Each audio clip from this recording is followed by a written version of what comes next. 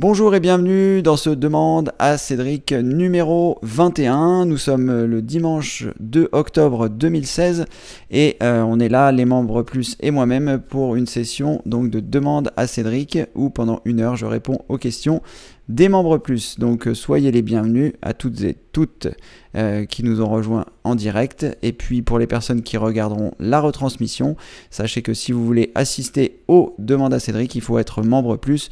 Donc vous pouvez vous rendre sur le site formation informatique avec Cédric.fr et à partir de là, eh bien, vous pourrez vous inscrire ou vous pourrez souscrire au statut du membre plus, de membre plus, pour pouvoir assister aux événements en direct. Et sinon, si vous êtes que membre gratuit, vous pourrez avoir accès aux retransmissions et aux retranscriptions. Allez, on va pouvoir démarrer. Je vais regarder donc les premières questions qui vont être posées. Je regarde si j'ai rien raté. Donc bonjour à toutes et tous qui nous rejoignent. Alex Raymond, Alexandra, Daniel, Mathilde, Yvette. Voilà, je vois qu'on est 14 là à peu près. Et que les premières questions arrivent, donc on va pouvoir démarrer. Allez. Alors Mathilde, bonjour à tous. PC Windows 10, doit-on activer Windows Defender avec un antivirus Avast? Merci pour votre réponse. Alors Mathilde, c'est bien d'avoir un antivirus, c'est bien d'avoir un antivirus gratuit, que ce soit Avast, que ce soit Windows Defender. Je préfère Windows Defender, mais voilà, c'est une autre histoire.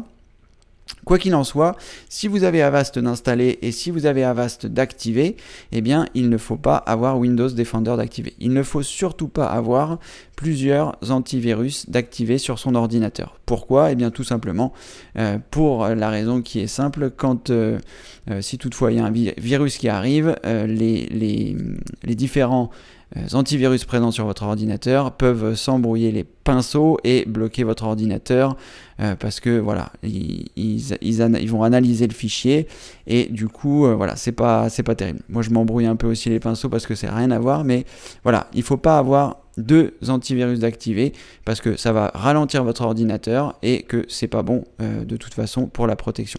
Donc un seul antivirus. Si vous avez Avast, vous laissez Avast et vous n'activez pas Windows Defender.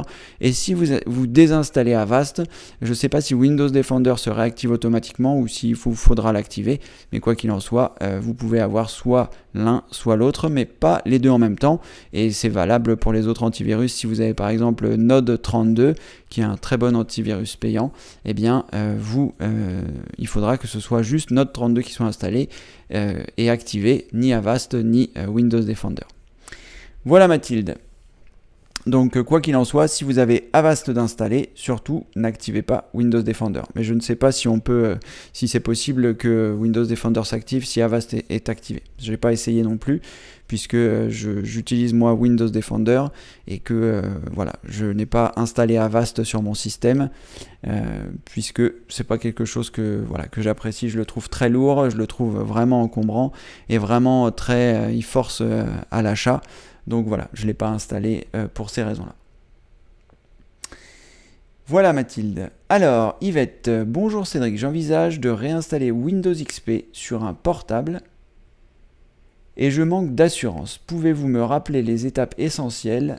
Je vous remercie Yvette. Alors Yvette, les étapes essentielles pour réinstaller Windows XP sur un ordinateur portable. Déjà, la première chose, c'est de savoir si c'est votre ordinateur portable principal. Donc si c'est votre ordinateur portable principal, il va falloir dans un premier temps que vous réalisiez des sauvegardes. Donc des sauvegardes de tous les documents que vous avez sur celui-ci, parce que lorsque vous allez faire la réinstallation, ça va tout effacer pour réinstaller le Windows XP. Ça, c'est la première étape. Donc première étape, faire des sauvegardes. Ensuite, seconde étape, ça va être, si c'est votre ordinateur unique et principal, ce que je vous conseille, c'est de vous rendre sur le site du constructeur de votre ordinateur portable pour récupérer les pilotes, appelés aussi drivers, qui vous permettent bien de faire fonctionner, que ce soit votre carte son, votre carte réseau, votre carte, éventuellement votre caméra, etc., etc. Donc vous vous rendez sur le site du constructeur, vous récupérez tous les pilotes pour pouvoir les avoir. Donc vous les mettez sur une clé USB et comme ça, quand vous allez réinstaller votre Windows, comme lui, il ne va pas forcément tout détecter le matériel que vous avez sur votre ordinateur, eh bien vous aurez les pilotes sur cette clé USB, ce qui vous permettra de le réinstaller avec beaucoup plus d'aisance, surtout si votre ordinateur n'a pas détecté votre carte réseau et que vous n'avez donc pas accès à Internet. Sinon, vous serez obligé d'aller voir un voisin pour réaliser cette manipulation.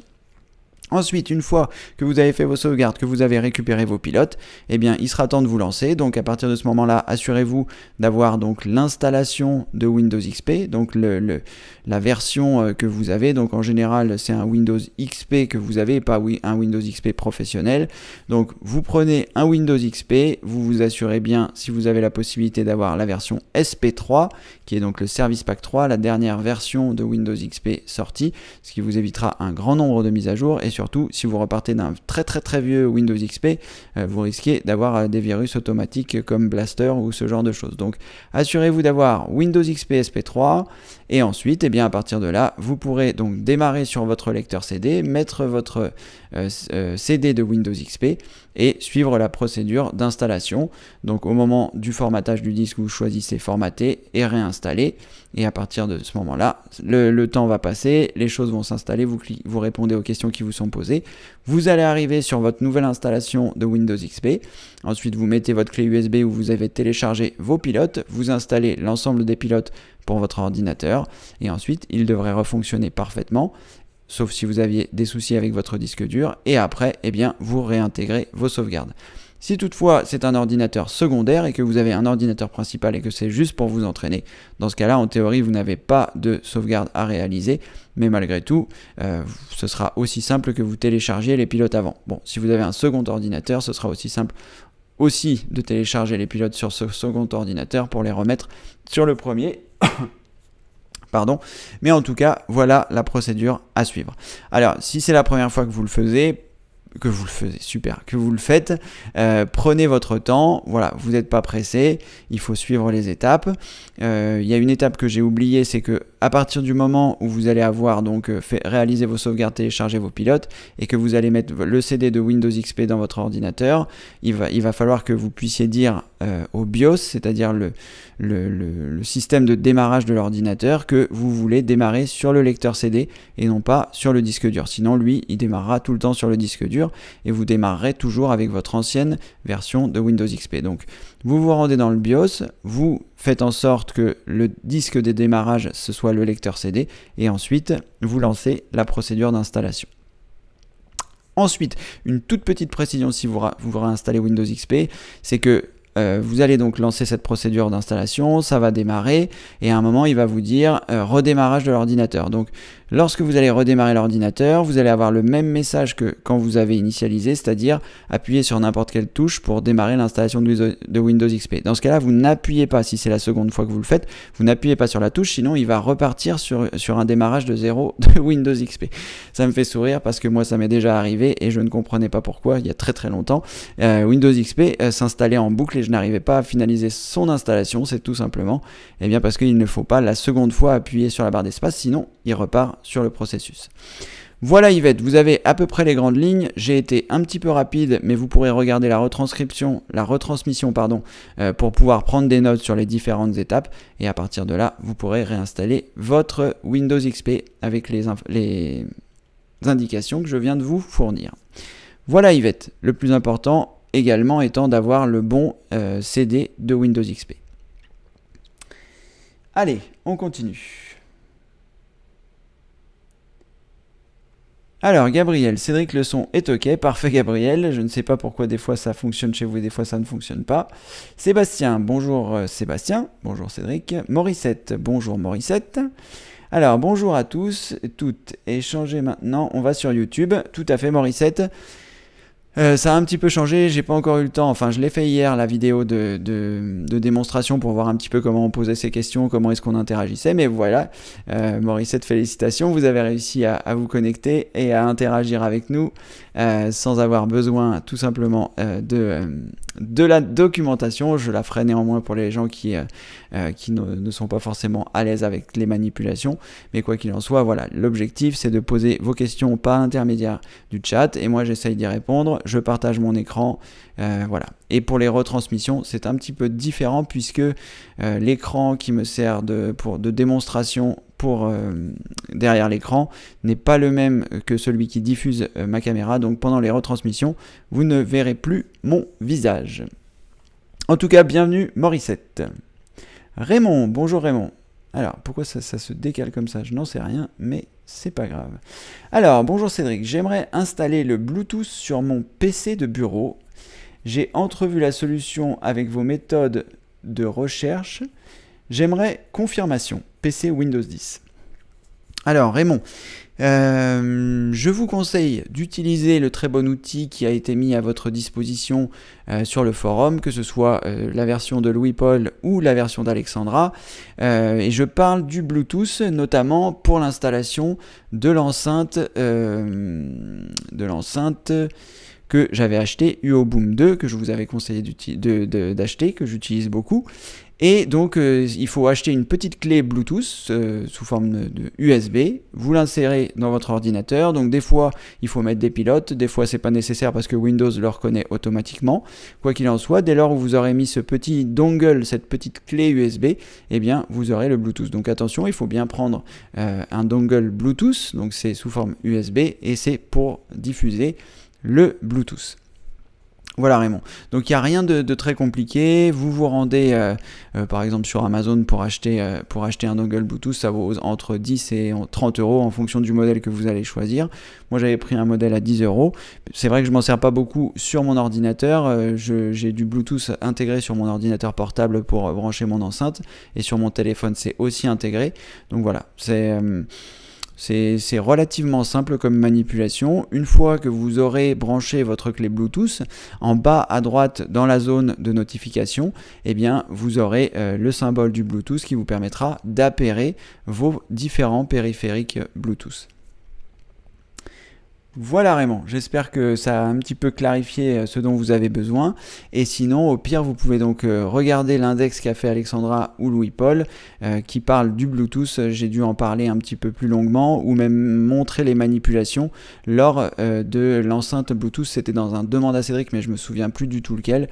Je suis sûr qu'avec les deux outils que nous ont concoctés Louis-Paul et Alexandra, vous pourrez retrouver l'information. Voilà. Alors, Ariane, j'ai changé d'ordi et je peux me connecter avec Chrome. Donc, c'est un problème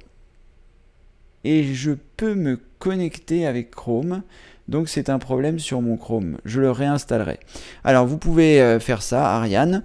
Donc, soit le désinstaller et le réinstaller, ou alors, eh bien, vous pouvez éventuellement vider le cache de votre navigateur Chrome. Alors, je vais vous montrer les manipulations.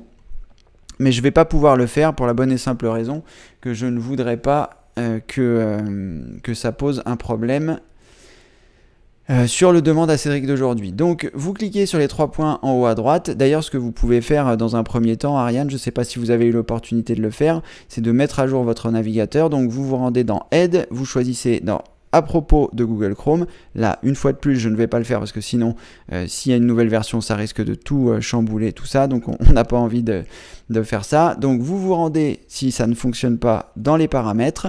Et à partir de là, je pense que vous allez avoir la possibilité d'effacer le cache. Mais alors, je ne le fais jamais, souvent par l'intermédiaire de CCleaner. Donc, ce n'est pas moi qui le fais physiquement. Et je ne sais plus à quel endroit on peut vider le cache. Ça doit être ici. Donc, vous allez dans les paramètres. Vous cliquez sur afficher les paramètres avancés. Et à partir de là, vous devez avoir effacé les données de navigation. Donc, vous pouvez choisir images et fichiers en cache. Cookies... alors, vous choisissez depuis combien de temps. Donc moi je vous conseille de choisir tout. Et vous allez pouvoir donc effacer éventuellement images et fichiers en cache, cookies et données des plugins. Mais éventuellement historique de navigation si vous ne vous en servez pas. Et à partir de là, vous pourrez voir si ça corrige votre problème. Parce que peut-être que ça vient de là que le lien n'apparaisse pas. Et sinon, vous pouvez également faire F5 sur votre page, voir si ça solutionne le problème. Et évidemment, je suppose que vous avez pensé à vous connecter sur le site formationinformatique-avec-cédric.fr dans le menu en haut, connexion membre plus. pour pouvoir vous authentifier et que ça fonctionne correctement. Voilà, j'espère que vous avez fait ces manipulations-là. Vous pouvez ensuite, donc par ordre de simplicité, essayer de mettre votre Google Chrome à jour, ensuite d'effacer les données de navigation, et enfin, si tout ça ne fonctionne pas, désinstaller Google Chrome et ensuite, le réinstaller. Voilà Ariane, vous pouvez essayer dans ces directions-là. Alors, bonjour Yves et bienvenue parmi nous. Bonjour Pierre et bienvenue parmi nous. Bonjour Cédric et bonjour à tous. Pouvez-vous me donner l'intérêt d'une clé USB FAT par rapport à USB NTFS? Alors vous avez mis NRTS, je pense que c'est NTFS. Parce que sinon NRTS je ne connais pas, donc je ne pourrais pas vraiment vous donner les différences. Alors on en avait un petit peu parlé sur le forum avec Gabriel qui nous avait posé la question. Donc c'est vrai qu'il y a plusieurs formats de fichiers sur Windows et ailleurs. Vous avez les plus connus qui vont être le FAT32 et le NTFS. Donc ce sont deux formats de fichiers différents qui sont plus ou moins compatibles avec différents appareils. Donc le format NTFS c'est un format de Windows, donc que vous ayez Windows XP, Vista, 7, 8, 10. Vous êtes en théorie sur un système de fichiers NTFS, et si vous avez par exemple acheté soit une clé USB, soit un disque dur externe, par défaut, ils sont formatés en FAT32, ce qui permet à ces périphériques, que ce soit une clé USB ou un disque dur externe, d'être reconnus par la majorité des appareils. Ça peut être une PlayStation, ça peut être un lecteur de salon, ça peut être un autoradio de voiture, ça peut être un certain nombre de choses. Donc, si vous voulez qu'il y ait un maximum de compatibilité, je vais y arriver. Si vous voulez qu'il y ait un maximum de compatibilité avec les différents appareils que vous utilisez, je vous conseille donc de formater votre média, que ce soit votre clé USB ou un disque dur externe, en FAT32, ce qui permettra d'être lu par exemple sur votre PlayStation. Et si c'est pour utiliser sur des appareils Windows, je vous conseille de formater en NTFS parce que c'est un format natif de Windows qui apporte moins de restrictions que le FAT32. La restriction la plus importante du FAT32 étant que vous ne pouvez pas avoir des fichiers qui font plus que 4 Go. Donc 4 Go c'est énorme quand on parle de photos, quand on parle de musique, mais dès qu'on parle de film, un film peut faire plus que 4 Go et auquel cas vous ne pourrez pas le transférer sur cette clé USB. Donc voilà, il y a des restrictions avec le FAT32, on va dire que le FAT32 va être plus large en termes d'utilisation sur différents périphériques et le NTFS plutôt réservé à Windows. J'ai un disque dur externe qui est ici, qui fait 1 Go me semble-t-il, ou 2 Go, je ne sais plus. Je l'ai formaté en NTFS parce que je l'utilise que sur mes appareils Windows, que ce soit sur mon PC, mon PC principal, ou sur mon ordinateur portable. Et donc pour ne pas avoir cette limitation des grosses tailles de fichiers, je l'ai formaté en NTFS. Mais si j'avais voulu l'utiliser pour transférer de la musique sur ma PlayStation, je l'aurais formaté en FAT32. Donc que ce soit un disque dur externe ou que ce soit une clé USB, les restrictions sont les mêmes, donc c'est la raison pour laquelle vous pourrez choisir ce qui vous convient le mieux, FAT32 ou NTFS. Voilà Pierre, j'espère avoir été suffisamment clair et complet. Si vous avez besoin d'informations, vous n'hésitez pas à vous reposter une question ou vous demander un complément si toutefois je n'ai pas été suffisamment clair. Mario, bonjour Mario. Alors, bonjour Cédric. Un ami a effacé des données par erreur sur son disque dur. Connaissez-vous un logiciel de récupération de données autre que Recuva? Alors, si ça n'a pas fonctionné avec Recuva, c'est pas terrible. En revanche, il me semble que j'avais acheté un logiciel. Je ne sais pas si je vais pouvoir le retrouver ici. Il me semble que j'avais un logiciel pour récupérer les données, mais je ne l'ai peut-être pas gardé ici. Je regarde là sur mon disque dur si je l'ai récupéré. Non, là je ne l'ai pas, ce qui est très surprenant d'ailleurs, mais... Alors... Qu'est-ce que c'était ce logiciel? On va regarder, je vais essayer de retrouver sur internet, voir si le nom me dit quelque chose. Alors, pour ce qui est de la récupération des fichiers, je vais faire une petite aparté sur la récupération des fichiers. Donc pour ce qui est de la récupération des fichiers, après je vais repasser ici, il y a plusieurs, ce que vous devez savoir, ce qui est important. Lorsque vous allez effacer des fichiers, dans un premier temps, vous pouvez les retrouver dans la corbeille. Si votre corbeille est mal paramétrée ou mal dimensionnée par rapport à ce que vous avez jeté, il est possible que ça ne soit plus dans la corbeille. Et auquel cas, si vous voulez les récupérer, il va falloir les récupérer le plus tôt possible, c'est-à-dire ne plus faire de manipulation sur votre ordinateur. Alors, si ça a été effacé d'un disque dur externe, c'est bien, il n'y a pas trop de manipulation, et à ce moment-là, vous allez pouvoir lancer la tentative de récupération avec des logiciels comme Recuva, dont parle Mario, ou un autre logiciel que je vais essayer de retrouver.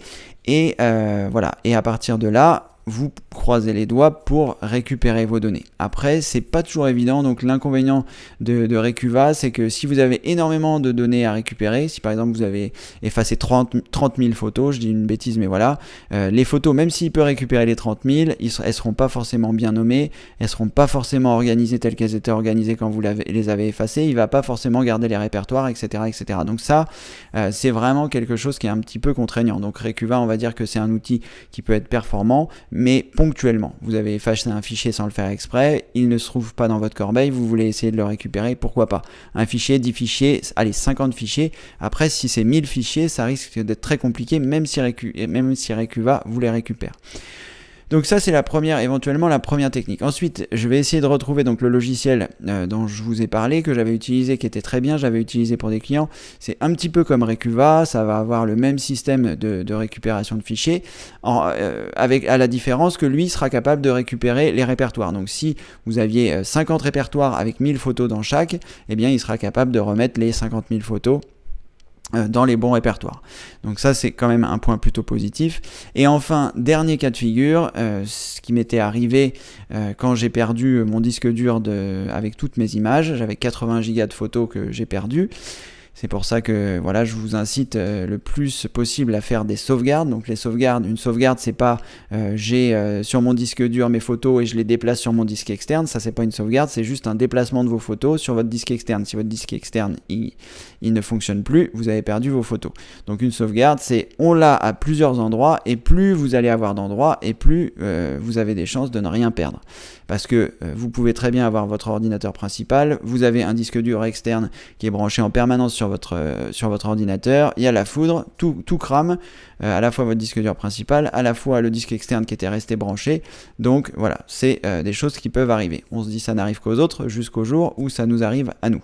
Donc les sauvegardes, multipliez les supports de sauvegarde, surtout sur les choses que vous ne souhaitez pas perdre, les photos personnelles essentiellement. Après la musique et les films, c'est moins grave, on peut les retrouver, mais les photos personnelles, une fois qu'elles sont perdues, elles sont perdues. Donc petit aparté, donc vous avez la possibilité avec Recuva ou avec le logiciel dont je vous parlais, et sinon, si vous tenez vraiment à vos données et que vous n'arrivez pas à les récupérer, il y a une autre solution, mais là c'est très onéreux, ça peut coûter jusqu'à 400-700 euros. Vous envoyez votre disque dur dans une société spécialisée, ils vont démonter votre disque dur et récupérer les données directement à partir du disque. Donc là, c'est très onéreux, mais si vous teniez à vos photos et que vous n'aviez pas de sauvegarde, c'est éventuellement une solution qui est envisageable. Quoi qu'il en soit, Mario, pour votre ami, à part Recuva, donc on va repasser derrière mon écran. Je vais essayer de retrouver le logiciel dont je vous parlais. C'est un logiciel qui était payant. Je ne comprends pas pourquoi je ne l'ai pas puisque je l'avais acheté. Alors, logiciel de récupération des données. Alors, ce qu'on peut faire aussi, c'est meilleur logiciel de récupération des données. Donc là, on va avoir une certaine liste et je vais essayer de retrouver le programme en question. Je vérifie tout à l'heure, ok. Donc là, c'est le fameux Recuva dont nous parlait Mario. Et ensuite, je vais regarder Disk Drill. Donc là, Mario, vous pouvez voir que d'ailleurs en faisant une recherche meilleur logiciel de récupération de données, vous pouvez très bien avoir une liste et donc des logiciels alternatifs. Moi, c'est vrai que je ne sais plus quel logiciel j'avais utilisé. Ce qui est bien, c'est que dans ce type de page que vous voyez, il y a un petit commentaire où les gens vous expliquent les plus et les moins de chaque logiciel. Donc là, j'essaie de regarder Pandora Recovery. Tout ça, ça ne me parle pas. Je ne sais plus quel logiciel j'avais utilisé, ça ne me revient pas.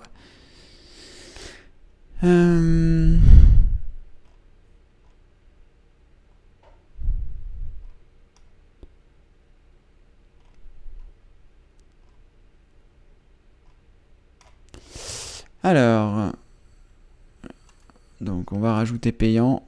Récupération de données, les meilleurs logiciels payants.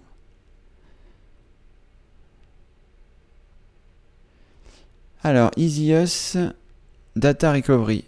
Il me semble que c'est celui-là que j'avais utilisé. Alors, je vais l'ouvrir dans un nouvel onglet pour voir si c'est ça. Est-ce qu'on pourrait avoir des captures d'écran? Il me semble que c'est ce logiciel-là, Mario, que j'avais utilisé, qui s'appelle donc EasyUs Data Recovery. Alors, est-ce que j'avais utilisé la version gratuite? Ça m'étonnerait. Est-ce que j'avais payé 70 €? C'est bien possible. C'est bien possible que j'avais payé 70 €, c'est quelque chose qui me parle. Donc il me semble que c'est ce logiciel-là que j'avais utilisé et qui permettait justement donc de retrouver l'arborescence et voilà. Voilà Mario, je vais pas pouvoir vous donner beaucoup plus de détails parce que je l'avais fait qu'une fois par rapport à ça, à la récupération des données un petit peu... différentes. Là, c'était vraiment un client qui avait besoin de récupérer ses données, donc j'avais acheté ce logiciel. Ça avait été assez efficace, mais bon voilà, si vous n'avez pas de résultat avec je vais y arriver, avec Recuva, c'est pas obligatoire que vous ayez des résultats avec ce logiciel-là. Donc un dernier conseil par rapport à la récupération des données, surtout quand vous avez supprimé un logiciel, si vous avez supprimé des fichiers personnels, surtout arrêtez d'utiliser l'ordinateur avec lequel vous faites ça et essayez de démonter le disque dur pour le mettre en version externe pour que quelqu'un puisse récupérer vos données sur celui-ci, si vous avez la possibilité de faire ça, parce que chaque opération de réécriture sur votre disque dur réduit les chances de récupérer vos fichiers et vos dossiers. Allez, j'espère que j'ai fait un petit peu le tour de la récupération de données. C'est vraiment un sujet sensible, surtout quand on a perdu et qu'on a plus ses sauvegardes. C'est toujours le moment où c'est la catastrophe. Moi, j'étais bien attristé quand j'ai perdu ces 80 gigas de photos, qui étaient toutes mes photos numériques depuis le début. Il s'avère que je ne sais pas pour quelle raison, le disque dur, 3 ans après, s'est remis à fonctionner. Je ne l'avais pas acheté, je l'ai rebranché, ça a fonctionné. J'ai récupéré mes photos. Je ne sais pas par quel miracle, mais en tout cas, pendant 3 ans, j'étais un peu déçu de tout avoir perdu. Voilà Mario, j'espère que ce sera bon. Alors RStudio, je ne connais pas ce logiciel Mario, on peut éventuellement jeter un coup d'œil rapide. Alors RStudio...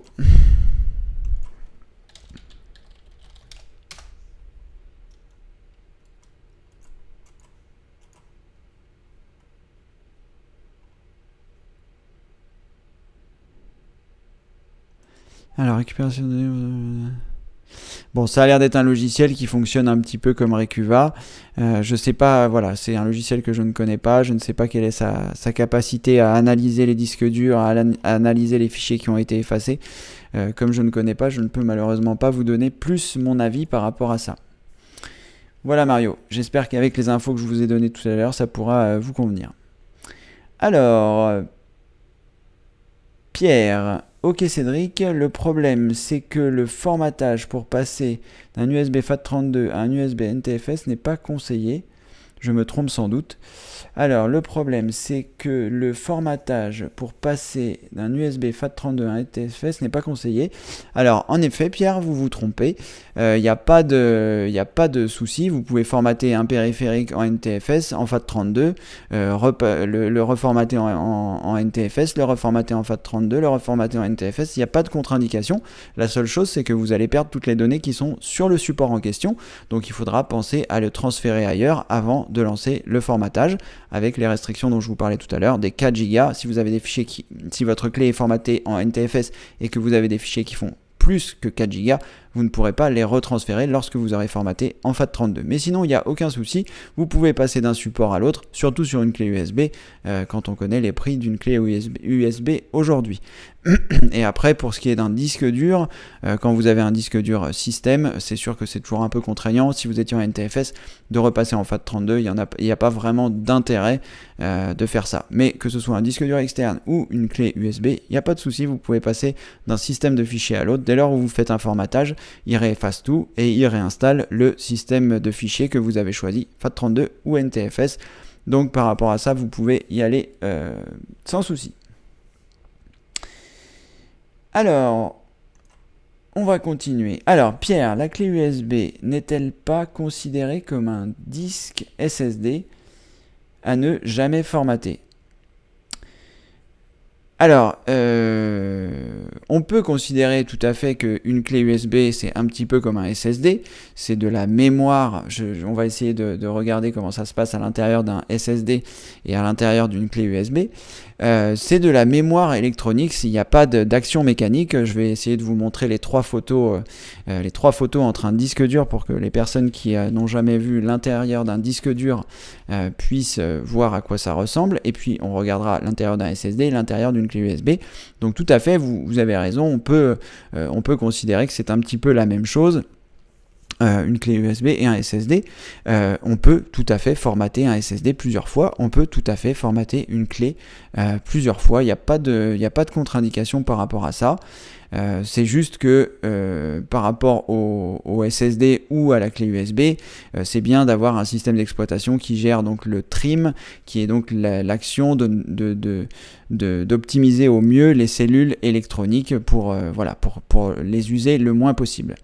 Alors, disque dur, image, voilà, on va bien trouver une image d'un disque dur ouvert, voilà, directement. On va un petit peu affiner pour que la taille soit supérieure à 1600 et on va bien trouver un disque dur ouvert. Voilà. Donc ça, c'est un disque dur classique. Je vais mettre l'image en plein écran, voilà. Donc vous voyez ici, c'est quand vous ouvrez un disque dur fermé, eh bien vous avez ça, ce sont des plateaux magnétiques sur lesquels les données sont enregistrées en escargot, comme je vous l'ai expliqué dans un demande à Cédric précédent. Et là, ce que vous voyez ici, sous la loupe, c'est la tête de lecture qui va donc se balader sur les plateaux pour aller récupérer les données qui sont stockées dessus et pour pouvoir les envoyer à la carte mère, pour qu'elle puisse les envoyer à la carte graphique, pour que vous puissiez voir les informations à l'écran, que ce soit des fichiers, que ce soit des logiciels et ce genre de choses. Donc ça, c'est un disque dur classique et donc les plateaux qui se trouvent au milieu tourne à une certaine vitesse. Vous avez peut-être déjà entendu parler de ça. Vous avez des disques durs qui tournent à 5400 tours minute, d'autres disques durs qui tournent à 7200 tours minute. Il y a même des disques durs qui tournent à 10 000 tours minute et 15 000 tours minute. Je ne sais pas si ça existe encore, mais je sais qu'à l'époque ça existait. C'est assez rare ces disques-là, d'autant que maintenant le SSD est arrivé et que la vitesse de rotation des plateaux est devenue un petit peu obsolète avec la vitesse des SSD. Mais quoi qu'il en soit, voilà, si vous avez déjà entendu parler de ça, 5400 tours, 7200 tours, lorsque vous avez un disque dur mécanique comme celui-ci, eh bien ça se présente sous cette forme. Ensuite, un SSD, à quoi ça ressemble? Eh bien ça ressemble tout simplement à une carte électronique avec à l'intérieur des puces. Voilà, ça c'est un SSD. C'est l'intérieur d'un SSD. Donc vous avez le circuit électronique qui gère un petit peu le transfert des données et vous avez les puces dans lesquelles sont enregistrées vos données. Et donc là, il n'y a aucune action mécanique, tout est électronique, tout se transfère donc par cet intermédiaire et il n'y a plus de tête qui se balade sur les plateaux. C'est la raison pour laquelle c'est beaucoup moins fragile parce que quand vous utilisez un ordinateur portable et que vous avez un disque dur classique et que vous allez le secouer, c'est-à-dire le prendre d'un endroit pour le poser de la table du salon à la table de la cuisine quand vous allez vous faire votre sandwich, eh bien voilà, s'il est en train de tourner au moment où vous le posez, si vous le posez sans délicatesse, eh bien les têtes risquent de toucher le plateau et vous aurez des secteurs défectueux et voir votre ordinateur qui ne fonctionne plus. Donc ça, c'est l'intérieur d'un SSD et donc l'intérieur d'une clé USB va être un petit peu pareil et donc il n'y aura pas voilà, je sais pas si on va voir. On va chercher l'intérieur d'une clé USB, intérieur, je vais essayer de mettre la bonne orthographe, voilà. Donc l'intérieur d'une clé USB, ça n'est ni plus ni moins qu'un SSD, mais en version petit, c'est-à-dire que vous avez l'interface USB qui se trouve à cet endroit, et ensuite, eh bien, vous avez la carte électronique et la mémoire. Donc en fonction de la capacité de votre clé USB, la mémoire sera plus ou moins importante. Aujourd'hui, avec la miniaturisation, voilà, on réussit à avoir des clés 64 Go qui sont toutes petites. Et voilà. Donc en tout cas, je pense qu'il n'y a pas de souci. Avant que vous usiez votre clé USB en formatage, vous aurez choisi le format qui vous convient le mieux. Parce qu'une fois que vous vous dites je veux que ma clé soit en FAT32 parce que j'ai besoin de mettre de la musique en MP3 pour la lire sur mon autoradio, ou j'ai besoin de mettre de la musique pour la lire sur ma PlayStation, bon voilà, vous allez la formater en FAT32. Vous n'allez pas vous amuser une semaine sur deux à formater en NTFS, formater en FAT32, formater en NTFS, formater en FAT32, etc. Autant racheter une autre clé USB au prix de la clé USB. Donc vous achetez, si toutefois vous voulez avoir des clés NTFS et des clés FAT32, vous achetez 2 clés ou 4 clés ou X clés, et à partir de ce moment-là, vous n'aurez plus besoin de les formater. Mais quoi qu'il en soit, je ne sais pas si vous en faites 50, si ça va avoir pour objectif de détériorer un petit peu la clé, mais si vous le faites 3-4 fois, je pense que ça n'aura pas vraiment d'incidence. Voilà Pierre. J'espère avoir été suffisamment précis. N'hésitez pas si vous avez besoin de compléments d'information. Ariane, après avoir vidé le cache de Chrome, tout est redevenu normal. Merci. Bon bah écoutez Ariane, bonne nouvelle, ça vous évite une désinstallation, une réinstallation de Chrome. Et d'ailleurs à ce propos, je vais faire une petite aparté rapide, c'est que quand, bon c'est pas toujours facile de se dire, bon, voilà, quelle solution j'ai pour résoudre mon problème, mais dès lors où vous devrez résoudre un problème et que vous avez plusieurs solutions, essayez toujours les solutions qui seront les moins contraignantes en premier. Là par exemple, ce qui était le plus contraignant, c'était de désinstaller Chrome, de s'assurer que les fichiers avaient été effacés pour le réinstaller. Ça c'était le plus contraignant. Donc c'est ce qu'il y a à essayer en dernier, on va dire. Après, vider le cache, c'était un peu moins contraignant, et vérifier que vous aviez la dernière version de Google Chrome, c'était encore moins contraignant. Donc dans l'ordre, il fallait essayer de mettre votre navigateur à jour.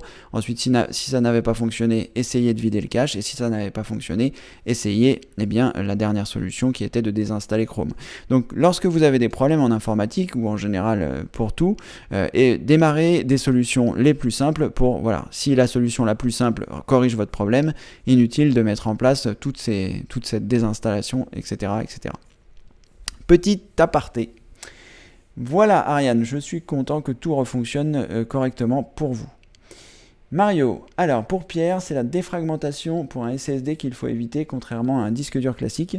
Tout à fait, vous avez raison Mario, je ne sais pas si Pierre faisait allusion à cela ou non, mais c'est vrai que là pour le coup, la défragmentation est absolument à proscrire, que ce soit sur un SSD et donc par extension sur une clé USB, puisque c'est un petit peu la même technologie.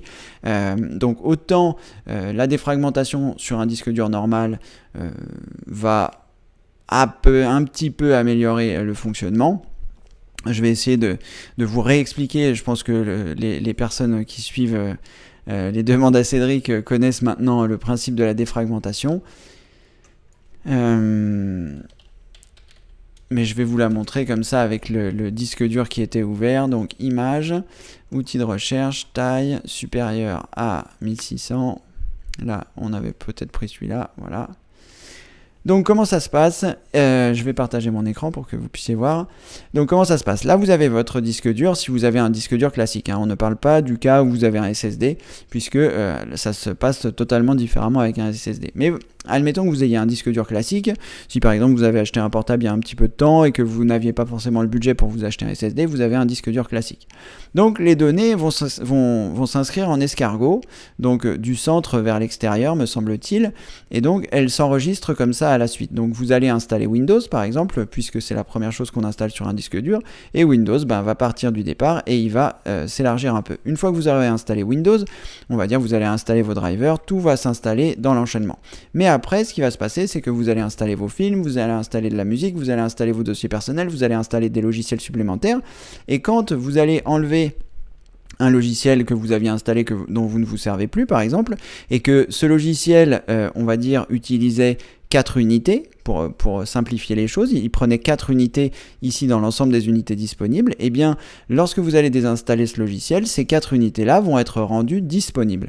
Et à ce moment-là, lorsque vous allez réinstaller par exemple un autre logiciel qui, lui, va faire 8 unités, il va remplir les 4 unités qui étaient vides, et il va remplir 4 unités à la suite. Donc lorsque votre disque dur, lorsque vous allez vouloir lancer ce logiciel, la tête de lecture va aller chercher les 4 premières unités, Et ensuite, elle va aller chercher les 4 dernières pour pouvoir lancer le logiciel, puisque le logiciel a besoin de ces 8 unités pour fonctionner.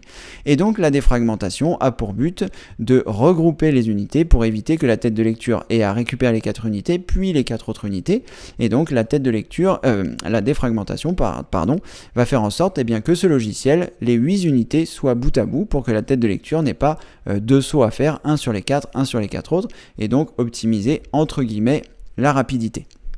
Mais bon, on s'aperçoit que à la fois la défragmentation n'a plus autant d'intérêt qu'avant parce qu'à la fois les disques sont rapides et puis une défragmentation, c'est pas non plus, ça va pas bouleverser la rapidité de votre ordinateur.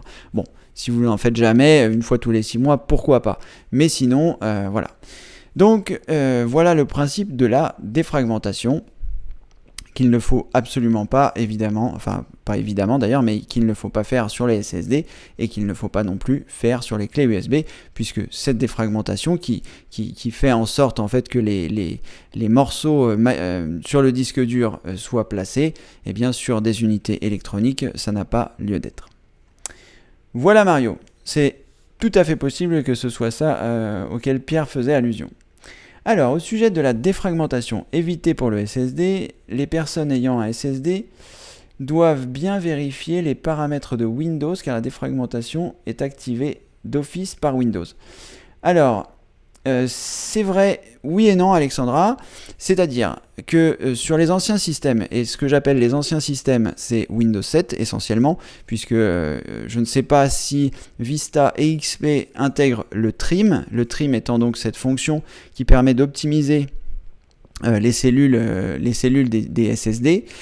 Donc sur Windows 7, il faut activer le trim parce qu'il n'est pas activé par défaut, mais sur Windows 8 et sur Windows 10, il est activé et quand vous branchez un SSD, quand Windows voit que vous avez un SSD, il ne mettra pas, je pense, en place les processus de défragmentation et le trim sera donc activé, ce qui permettra d'optimiser les cellules de vos SSD. Donc je pense que si vous avez Windows 8 ou Windows 10, vous n'aurez pas de soucis. Dès lors où vous allez brancher un SSD dans votre ordinateur, Windows va le détecter et je ne pense pas qu'il lancera les processus de défragmentation automatique qui l'embarquent pour les disques durs normaux. Mais néanmoins, merci pour cette précision qui...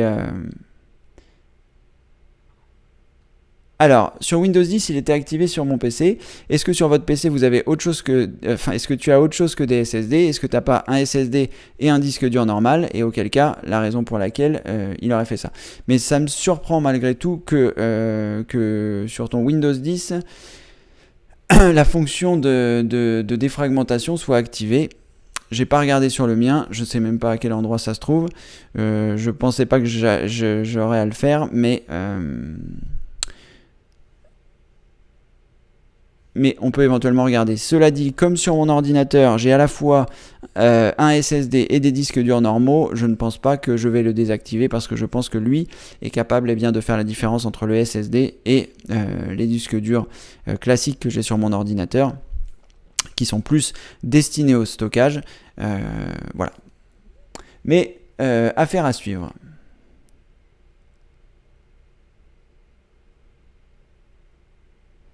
D'accord. Bon. Eh bien, je ne sais pas, Alexandra, par rapport à ça. Je ne sais pas à quel endroit ça se trouve, à quel endroit on peut voir l'activation ou non de la défragmentation automatique. Peut-être directement au sein des propriétés du disque. Alors, donc là, sur mon explorateur de fichiers, j'ai un disque normal et deux disques, un SSD et deux disques normaux. Et peut-être en faisant clic droit, propriété. Mais là, je ne vais pas le faire parce que je ne voudrais pas que ça crée un problème sur la diffusion. C'est peut-être à cet endroit-là qu'on peut voir si la défragmentation est en marche. Donc là, je vais pas cliquer sur ça. Je ne voudrais pas avoir un souci de...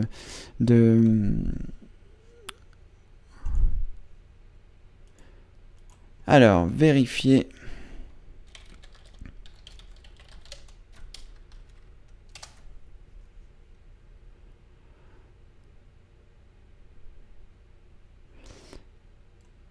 Voilà, c'est quoi ça ?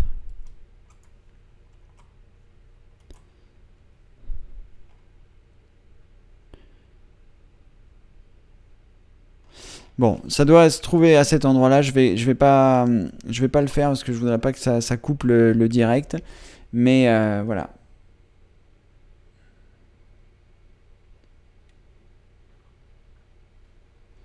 Voilà, donc ça doit être dans les propriétés. Et je pense pas que la défragmentation se fasse sur les SSD. Qu'est-ce que je pourrais chercher ?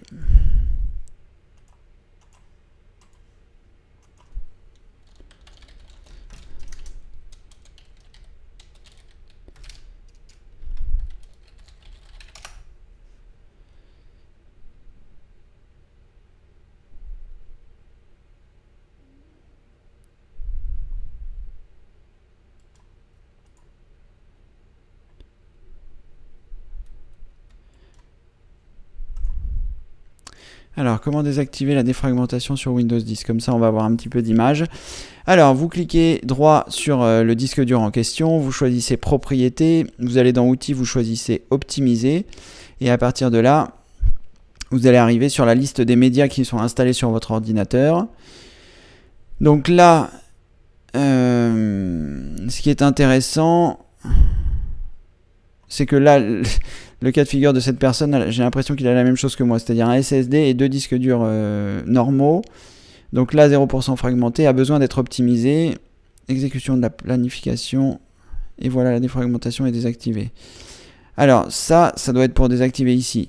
A besoin d'être optimisé, je suis pas sûr que ça veuille dire la même chose que la défragmentation des disques durs classiques. Bon, là, je vous avoue que je suis pas 100% sûr. Et je voudrais pas le faire parce que comme mes disques durs là sont actifs, à la fois mon disque dur principal et à la fois les autres disques durs sur lesquels je suis en train d'enregistrer le direct, je voudrais pas faire de bêtises. Donc éventuellement je regarderai et puis on en reparlera demain pour voir dans quel état sont les choses. Je jetterai peut-être un petit coup d'œil tout à l'heure.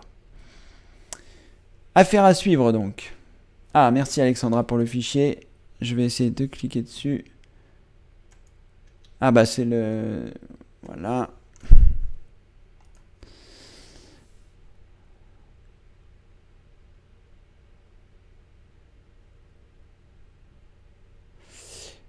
Donc là on voit... Merci Alexandra pour la capture d'écran. Donc là on voit le... Je ne sais pas ce qui se passe quand on clique sur optimiser. Je regarderai demain. C'est quand même assez intéressant. Mais je pense pas... que Windows cherche à formater un SSD, je pense que c'est pas au goût du jour. Mais bon, on sait jamais. Voilà, bon, eh bien, c'est plutôt pas mal. Aujourd'hui, on n'a pas eu de problème de diffusion, pas encore, 17h47. Tout s'est bien passé. Au niveau des questions, ça a l'air de bien se passer. Bonjour Michel, bienvenue parmi nous. Tania qui va nous poser une question, bienvenue Tania. Donc ça a l'air de fonctionner plutôt bien. Je sais pas comment vous... je trouve que c'est un petit peu moins pratique pour les questions par rapport à Google Hangout. L'avantage que moi je vois par rapport à Google Hangout et aux questions, c'est que au moins, eh bien, je lis dans l'ordre. Il n'y a pas de changement d'ordre des questions. Bon, on peut pas faire des plus 1 sur les questions, mais c'est pas trop grave. Et là, au moins, eh bien, je prends les questions au fil qu'elles viennent. Donc finalement, c'est peut-être pas plus mal. Je sais pas. Vous pourrez me dire un petit peu ce que vous en pensez dans les... soit directement sur le forum, soit directement dans le chat, savoir ce que vous pensez de cette nouvelle version. Et puis voilà, de toute façon, j'avais regardé d'autres solutions, c'est pas forcément le prix qui me dérangeait sur les solutions d'hébergement des demandes à Cédric, c'était le nombre d'utilisateurs. Et que si on voulait avoir un nombre d'utilisateurs qui soit correct, il fallait rapidement monter dans les prix. Et au-delà de cet inconvénient-là, il y avait également le fait que je ne savais pas si... les flux seraient envoyés en Full HD et si vous pourriez les voir de meilleure qualité. Là, avec le système que j'utilise aujourd'hui, j'ai fait quelques essais de mon côté, je ne sais pas si c'est parce que j'étais en local, mais Alexandra me l'a confirmé tout à l'heure, je pense que la qualité est meilleure dès lors où vous êtes passé en plein écran, que vous avez choisi 1080, voilà, la qualité de retransmission est bonne, même pendant le direct. Donc même s'il y a les retransmissions, au moins ça permet de fonctionner correctement et d'avoir un meilleur retour pour ne pas être obligé forcément de regarder les replays. Voilà, allez, bonjour Michel, Tania, bonjour Cédric. La carte mère étant défectueuse, l'ordinateur encore sous garantie a été repris et remboursé. Si par la suite il est revendu, peut-on retrouver tout ce que j'avais enregistré? Merci Tania. Alors je vais relire la question pour ne pas répondre, enfin essayer de ne pas répondre à côté. Alors bonjour Cédric. La carte mère étant défectueuse, l'ordinateur encore sous garantie a été repris et remboursé. Par la suite, s'il est revendu, peut-on retrouver tout ce que j'avais enregistré? Merci. Alors,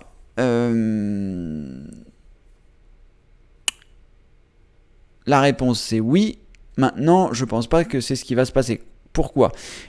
Si toutefois il décide de changer la carte mère de votre ordinateur, donc à la fois ce sera le prix de la carte mère plus le prix de la main d'œuvre pour le remettre en fonction.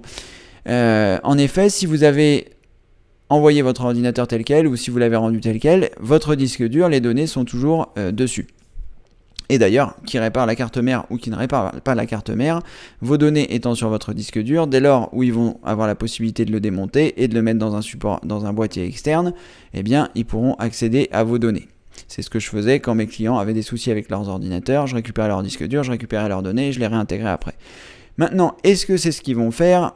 Ça m'étonnerait. Voilà, je pense pas qu'ils s'ennuient à démonter votre disque dur, à voir ce que vous aviez dedans, les choses personnelles, etc. Je pense pas. Après, je peux pas vous garantir que c'est pas ce qu'ils vont faire. Maintenant, je vois pas leur intérêt. Leur intérêt, ils ont récupéré l'ordinateur. Soit l'ordinateur, ils ont récupéré en pièces détachées. Soit ils vont remettre une nouvelle carte mère et éventuellement un nouveau disque dur. Ou alors ils vont tout effacer vos données. Je pense que leur intérêt n'est pas de récupérer vos données. Eux, c'est d'être efficaces. Mais malheureusement, je ne peux pas vous garantir de ce qu'ils vont faire. Et la réponse à la question, c'est oui, ils peuvent récupérer vos données si vous avez envoyé votre ordinateur avec votre disque dur et donc ce qu'il y avait dessus. Encore une fois, c'est pas parce qu'ils peuvent le faire qu'ils vont le faire ou qu'ils vont prendre le temps de le faire ou qu'ils ont envie de le faire. Donc ça fait beaucoup de choses. Mais la réponse nette, c'est oui, ils peuvent. Alors... La qualité de la vidéo est meilleure sur YouTube en direct, sur le Hangout c'était parfois flou. D'accord Alexandra, merci pour le retour. C'est ce que j'avais également constaté lors des essais que j'avais réalisés. Et donc c'est plutôt bien que ce soit de meilleure qualité. Après, je maîtrise pas encore 100% le logiciel, donc peut-être qu'il y aura je réorganiserai les choses. Pour l'instant, ça se passe plutôt pas trop mal. Vous voyez un peu ma tête, vous voyez les questions, et après c'est très très facile pour moi de passer du partage d'écran là où vous voyez mon écran en Full HD et le moment où je repasse avec les questions et le direct. C'est juste un peu pénible pour les retransmissions, mais bon. Il y a des concessions à faire et voilà, pour l'instant c'est comme ça, on verra comment ça va se passer par la suite. Philibert, bonsoir Philibert, bonjour Cédric à tous. Cette version en direct n'est pas mal non plus, mais je regrette déjà les anciennes rediffusions. D'accord, ben voilà, comme je disais juste précédemment, comme je disais précédemment, c'est vrai que là pour les directs, vous pouvez me voir, et pour les retransmissions, vous pouvez pas me voir puisque les retransmissions, je les enregistre avec un logiciel externe, le logiciel qui me permet d'enregistrer mes vidéos derrière l'écran que je vous donne la plupart du temps, enfin que je mets à disposition sur le site la plupart du temps. C'est vrai qu'on ne voit pas mon visage. Bon, après, c'est pas non plus... voilà, ça vous permet d'être là en direct si vous voulez me voir. Et c'est vrai que pour les retransmissions, c'est un peu moins bien. Je réfléchissais à un système peut-être qui pourrait intégrer mon visage en haut à droite. Je sais pas si j'ai la possibilité de le faire. Le fait que ma caméra soit déjà occupée par le logiciel principal, je suis pas sûr que je puisse le rajouter directement... là, bon, je vais pas le faire maintenant parce que ça risque de couper l'enregistrement. On peut essayer. Je vais partager mon écran. Je vais essayer dans Tool. Capture, non. Je peux pas le faire en direct. Il faudrait que ce soit éteint. Donc là, je n'ai pas la possibilité de le faire. Il faudra faire un autre test. Peut-être demain, avant que je démarre, j'essaierai peut-être d'enregistrer ma caméra. Mais le fait qu'elle soit déjà utilisée par ça... Ou alors, il faudrait peut-être que j'ai 2 caméras. Là, ça, on rentre dans une logistique un petit peu compliquée juste pour avoir dans les retransmissions mon visage. Mais on verra. Alors, Alexandra, pour la retransmission, pourquoi ne voit-on pas comme sur le direct? Alors, Alexandra, c'est ce que j'expliquais, c'est que là, je ne sais pas si je peux vous montrer, ça va être compliqué. Si vous voulez, j'ai 3 écrans qui sont en face de moi, donc j'ai l'écran sur lequel se partagent les choses quand je vous les montre, donc qui est lui en 1920-1080 en Full HD, et donc quand je clique sur un bouton du logiciel, eh bien je passe sur cet écran, et quand je clique sur l'interface pour que vous puissiez me voir et que vous puissiez voir les questions, là en fait ce que vous voyez à l'écran en théorie c'est ma tête sur la droite, et sur la gauche les questions du direct. Et les questions du direct, elles sont sur le 3e écran, où grâce au logiciel que j'utilise qui s'appelle donc Wirecast, j'ai pris un morceau du 3e écran que j'ai intégré dans cette interface. Donc c'est voilà, cet écran là et là, je vais peut-être pouvoir faire ça si alors je vais partager mon écran et je vais vous montrer à quoi ressemble le logiciel si je peux le déplacer. Oh là là là là, je suis en train de tout casser. Non, c'est bon. Voilà, donc alors là si je partage, non. Là vous verrez pas. Donc vous le verrez peut-être pendant la retransmission, c'est-à-dire que là le logiciel que j'utilise, voilà, il y a une partie à droite mon visage et une partie à gauche, le chat qui est intégré sur le 3e écran. Et quand je clique ici, eh bien, je passe sur l'écran de partage, et auquel cas, eh bien, c'est la raison pour laquelle vous ne pouvez pas voir mon visage. Voilà. Bon voilà, j'ai pas réussi à faire mieux. Pour l'instant, je me dis que ça fait le boulot, comme on dit, ça fait le job. C'est-à-dire voilà. Il y a le partage de l'écran pour les manipulations, et au moins, voilà, vous entendez ma voix, donc j'espère que c'est bon. Allez, on va continuer. Morissette, rebonjour. Je viens d'avoir un message pour la mise à jour Windows 10.16.07. Dois-je attendre encore un peu? Merci. Alors Morissette, pas forcément, c'est pas besoin d'attendre. Si la 16.07 se présente à vous, pourquoi ne pas la faire? Moi, personnellement... Je vous dis de le faire, mais je ne l'ai pas encore fait. Vous voyez, si je clique sur le menu démarrer et que je clique sur arrêt, la plupart du temps, je clique sur arrêter et j'ai pas encore fait mettre à jour et redémarrer. Je pense que je le ferai si la mise à jour ne se fait pas, parce que là, moi, je suis encore en 15.11. Donc, si la mise à jour 16.07 ne se fait pas de façon forcée, je vais attendre d'avoir terminé les demandes à Cédric. Parce que si j'ai le moindre souci avec mon ordinateur, je voudrais pas, voilà, comme les demandes à Cédric, ça revient très vite le lendemain, etc., et qu'il faut que je fasse, voilà, j'ai d'autres choses à faire en plus de ça. Je voudrais pas que, voilà, si ça doit poser un problème, que ça pose un problème pendant ce laps de temps. Après, il me reste au moins 3 semaines pour le réparer, ce problème, mais pour l'instant, je vais le laisser comme ça. Donc, si c'est pas forcé, je ne le ferai pas. Mais vous, de votre côté, voilà, vous pouvez le faire. Il y a plein de gens qui l'ont fait, cette mise à jour, et pour qui ça s'est bien passé.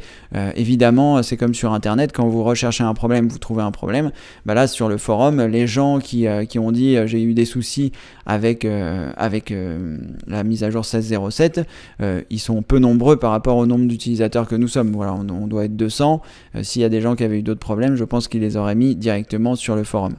Donc voilà, c'est un effet de nombre. Ça peut tout à fait bien se passer, il n'y a pas de raison. Donc Morissette, vous n'êtes pas obligé d'attendre, faites la mise à jour. À un moment ou à un autre, de toute façon, elle va se faire. Donc autant la provoquer. Et voilà, si vous avez des soucis, vous venez sur le forum, vous postez les soucis que vous rencontrez éventuellement. Et il n'y a pas de raison que vous rencontriez des soucis obligatoirement. Voilà Morissette. Alors Tania, merci pour la réponse. Bonne soirée à toutes et tous, Tania. Bonne soirée Tania, merci d'être venue. Alors, Cédric, y a-t-il un avantage de modifier la taille de la mémoire virtuelle pour optimiser l'espace du disque dur principal où est installé Windows? Alors, y a-t-il un avantage à modifier la taille de la mémoire virtuelle pour optimiser l'espace du disque? Alors, je ne sais pas à quelle mémoire virtuelle vous faites allusion, Mario. Est-ce que c'est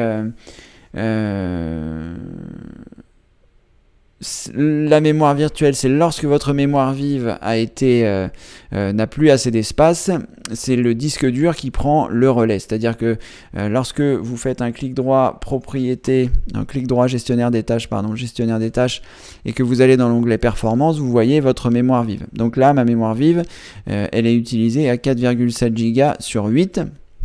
Donc pour l'instant, il n'y a pas de mémoire virtuelle qui est nécessaire puisque ma mémoire vive est suffisante pour fonctionner. Après, si je dépasse les 8 Go, cette mémoire virtuelle va se mettre en place.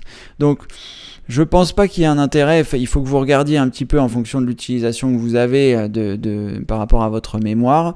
Moi, ce que je pense, c'est que si toutefois vous dépassez une fois de temps en temps le maximum de votre mémoire, quand je dis une fois de temps en temps, c'est pas plus d'une fois par mois, voilà, vous n'êtes pas obligé forcément de changer votre mémoire vive pour la faire évoluer, mais si ça vous arrive souvent, si par exemple là vous voyez, là je fais quand même un certain nombre d'opérations sur mon ordinateur, je suis en train d'enregistrer une vidéo, j'ai plusieurs logiciels de lancer, plusieurs versions de Chrome, etc. et je n'utilise que 4,8 Go sur 8.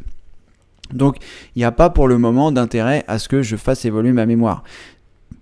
Si par exemple je me mets à faire des gros fichiers vidéo en 4K, si je me mets à faire des grosses photos, etc. et que je vois que ma mémoire vive est saturée et que la mémoire virtuelle prend le relais, dans ce cas-là, il faudra mieux que je fasse évoluer ma mémoire, c'est-à-dire de passer de 8 à 12 ou de 8 à 16 et de voir un petit peu où ça en est.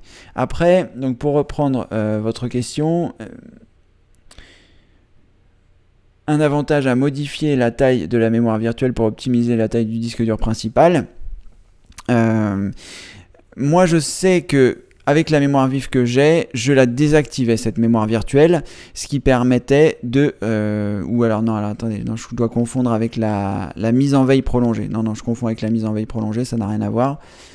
La mise en veille prolongée, c'est quoi ? C'est lorsque vous avez cette fonction activée, il faut que votre disque dur réserve l'espace de mémoire vive que vous avez. Donc si là par exemple j'ai 8 Go sur mon SSD, si j'ai la mise en veille prolongée, il y a 8 Go qui sont pris sur ce SSD et qui vont en fait pallier. Si par exemple je mets en veille prolongée, tout ce qu'il y a dans ma mémoire vive va être transféré sur mon SSD et ces 8 Go là sont réservés. C'est un peu comme un chèque de banque, on va prendre l'argent sur votre compte pour être sûr que que cet argent puisse être versé à la personne. Là, c'est un peu pareil avec la veille prolongée, c'est que vous allez... le Windows va mettre de côté la taille de votre mémoire vive. Donc si vous voulez récupérer quelques gigas, vous pouvez désactiver la veille prolongée. Mais là, la mémoire virtuelle, je pense que c'est autre chose. Et donc comme je vous le disais tout à l'heure, la mémoire virtuelle, c'est ce qui prend le pas une fois que votre mémoire vive est pleine. Et si vous ne la dépassez pas souvent, vous pouvez laisser l'espace qui est par défaut. Moi, honnêtement, j'ai jamais touché à ça. 8 Go, pour l'instant, j'ai pas l'impression de les avoir dépassés.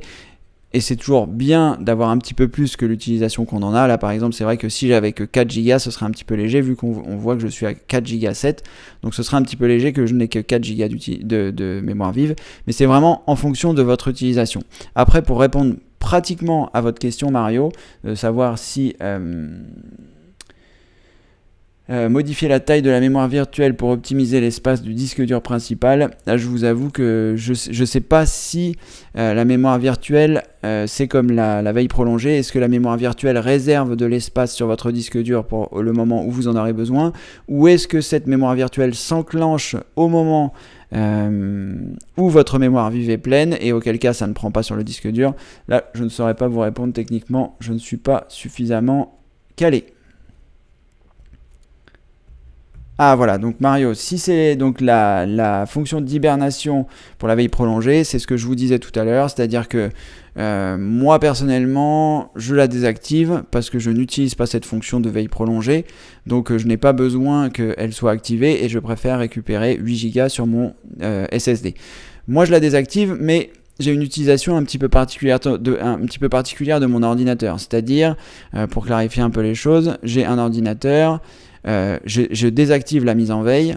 Mon ordinateur n'est jamais en veille, il n'y a que l'écran qui se met en veille. Donc quand je sais que je vais utiliser mon ordinateur dans les 2 prochaines heures, je ne l'éteins pas. Si je sais que pendant les 2 prochaines heures je ne vais pas l'utiliser, je l'éteins, quoi qu'il arrive. Je ne le mets pas en veille, je ne le mets pas en veille prolongée, je l'éteins tout simplement. Vu que j'ai un SSD, il démarre très rapidement, donc j'ai pas de temps d'attente et je préfère éteindre l'intégralité de mon matériel si je sais que je m'en sers pas pendant 2 heures. Et après, quand je quitte mon poste de travail, je le verrouille en faisant pomme L ou verrouiller. Et au bout de, 3 minutes, l'écran se met en veille, c'est-à-dire que les écrans s'éteignent pour ne pas les abîmer. Voilà, c'est comme ça que j'utilise mon ordinateur. J'ai désactivé la veille prolongée, j'ai désactivé la veille hybride, etc. Parce que voilà, tout ça pour moi, ce sont des processus qui posaient certains problèmes avec ma carte graphique. Quand je sortais de veille, l'ordinateur ne voulait pas sortir de veille, ça restait noir. Après, il fallait que je redémarre, mais ça redémarrait pas tout le temps proprement. Donc voilà, pour résoudre le problème qui n'a pas été résolu en faisant les mises à jour de pilote graphique, etc.